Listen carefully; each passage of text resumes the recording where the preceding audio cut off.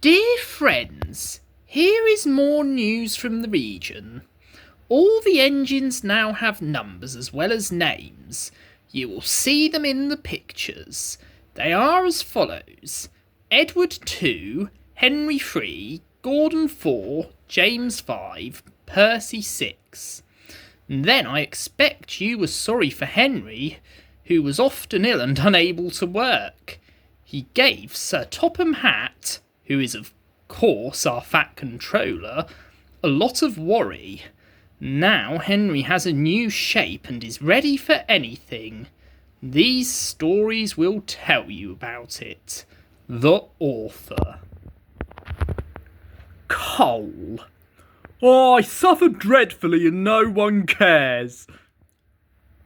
Rubbish, Henry, snorted James. You don't work hard enough. Henry was bigger than James, but smaller than Gordon. Sometimes he could pull trains, and sometimes he had no strength at all.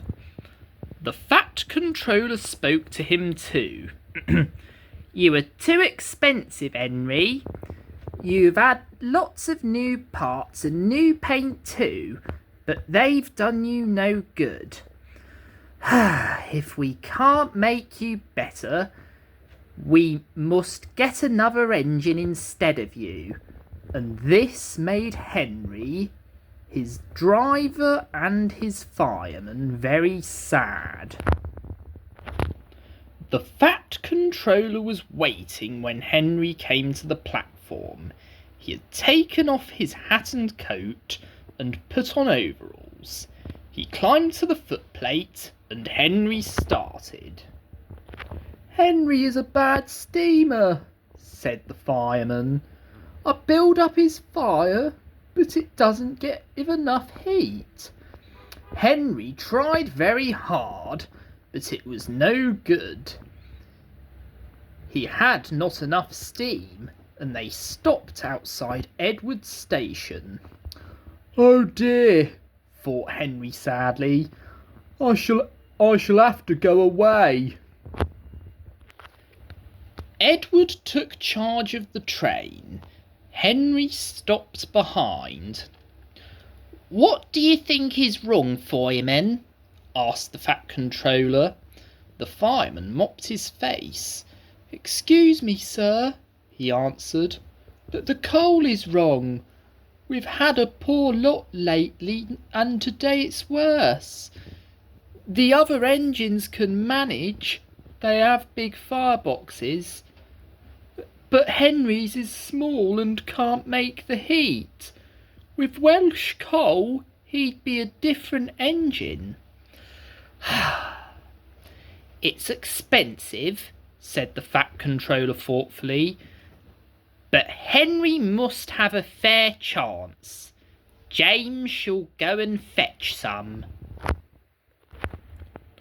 When the Welsh coal came, Henry's driver and fireman were excited. Now we'll show him, Henry, old fellow. They carefully oiled his joints and polished his brass until it shone like gold. His fire had already been lit, so the fireman made it carefully. He put large lumps of coal like a wall round the outside. Then he covered the glowing middle parts with smaller lumps. You're spoiling my fire, complained Henry. Wait and see, said the fireman. We'll have a roaring fire when we want it.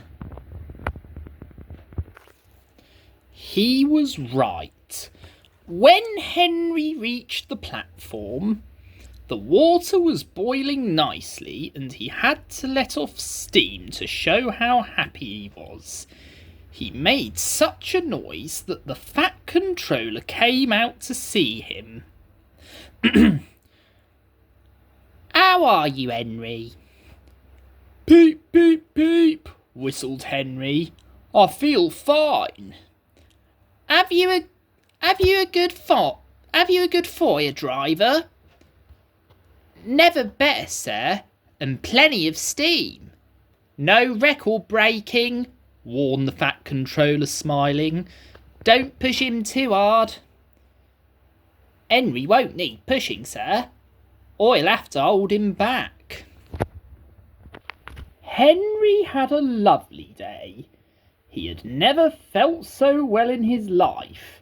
He wanted to go fast, but his driver wouldn't let him. "Steady, old fellow," he would say.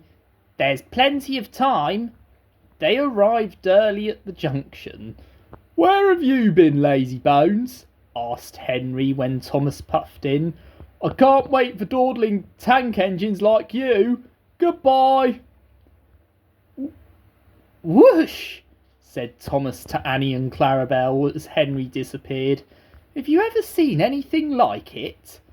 And both Annie and Clarabelle agreed that they never had.